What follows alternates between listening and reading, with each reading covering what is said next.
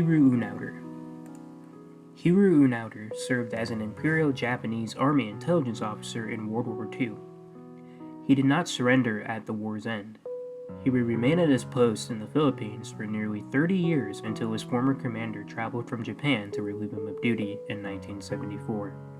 Manute Bol. Manute Bol was a Sudanese-American basketball player. He stood at 7'7", making him one of the tallest players in the NBA. He's considered one of the best shot blockers in basketball history.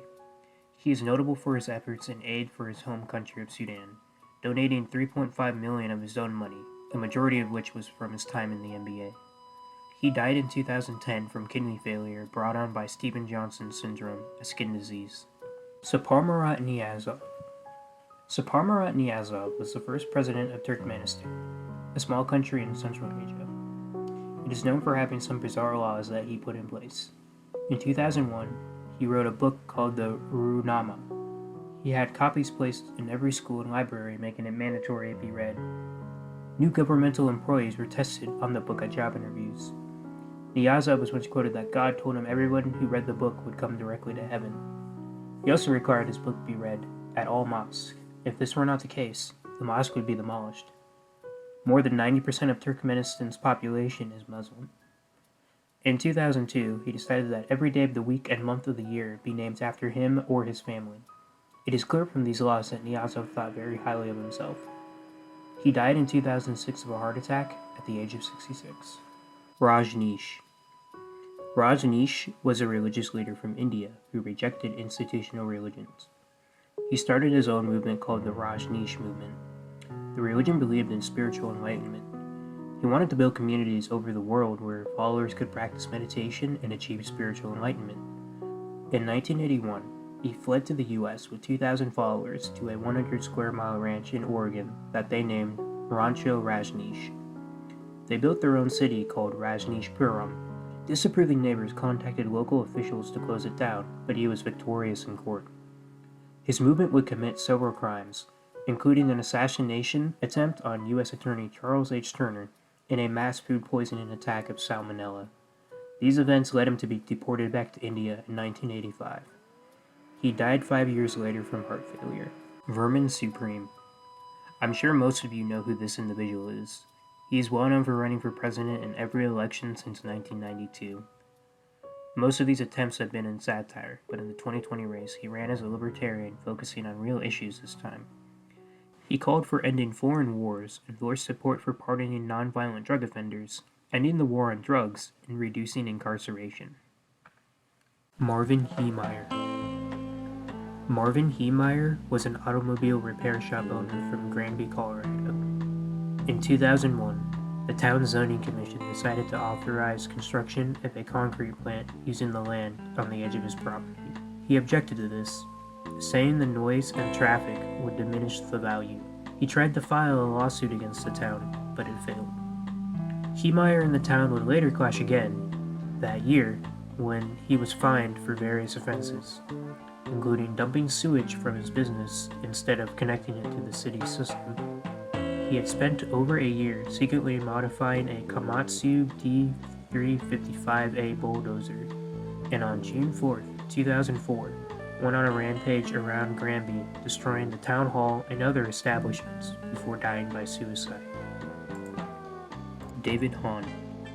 David Hahn was known for building a homemade neutron source at the age of 17 in the shed of his backyard in Michigan.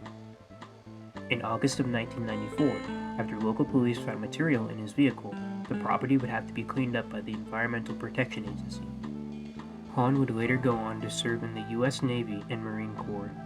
He died at the age of 39 from alcohol poisoning. Seda Abe. Seda Abe was a former geisha and prostitute who in 1936 killed Kachizo Ishida. The two had met earlier that year when he hired her to work as a waitress in his restaurant. They soon fell in love. On April 23rd, the two checked into a hotel. They planned to only stay for a night, but ended up together for 4 days. Ishida then returned home to his wife, which made Abe jealous. A month later, the two rekindled their affair, this time involving erotic asphyxiation. On May 18th, she strangled him to death in his sleep. Then, With a kitchen knife, she cut off his genitals and wrapped them in paper. With his blood, she wrote what translates in English, "We, Sada and Ishida, are alone." Finally, she carved her name into his arm with a knife and checked out. The body of Ishida was found by the hotel staff, and the search for Abe was on. Eventually, she was found by police and arrested. She was sentenced to 5 years in prison. Then, in 1970, she disappeared. There is no record of her after this. Some believe she retreated to a nunnery to live out the rest of her life. Screaming Jay Hawkins. Jalacey Hawkins, better known as Screaming Jay, was a musician. He was born in Cleveland in 1929 and was adopted at 18 months old. As a child, he learned to play piano as well as to read and write music by age 4. In 1942, he dropped out of high school and joined the Army as a teenager in World War II by forging a birth certificate. In 1956, he signed with OK Records and released his song "I Put a Spell on You," which has been covered by several artists. He was married 6 times and claims to have had 57 to 75 children in total. 33 of them connected online through a website, and 12 of them met at a reunion in 2001. Hawkins died in 2000 after a surgery from an aneurysm at 70 years old. Lee Ching-yuen. Lee Ching-yuen is an individual who could have possibly lived longer than Jean Calment. Chinese records state he was born in 1677, making him over 250 years old at the time of his death in 1933. Yuen himself claims he was born in 1736. It is unknown when he was born, so his true age remains a mystery, but researchers believe these claims to be a myth. Maryam Karimi Nassiri. Maryam Karimi Nassiri is an Iranian refugee who lived in the lounge of Terminal 1 in Charles de Gaulle Airport from 1988 to 2006. In 1988, he planned to travel to France, but he lost his papers stating his status as a refugee, which made him unable to enter or exit any country. An airport is considered international space, meaning that it is not defined as a country.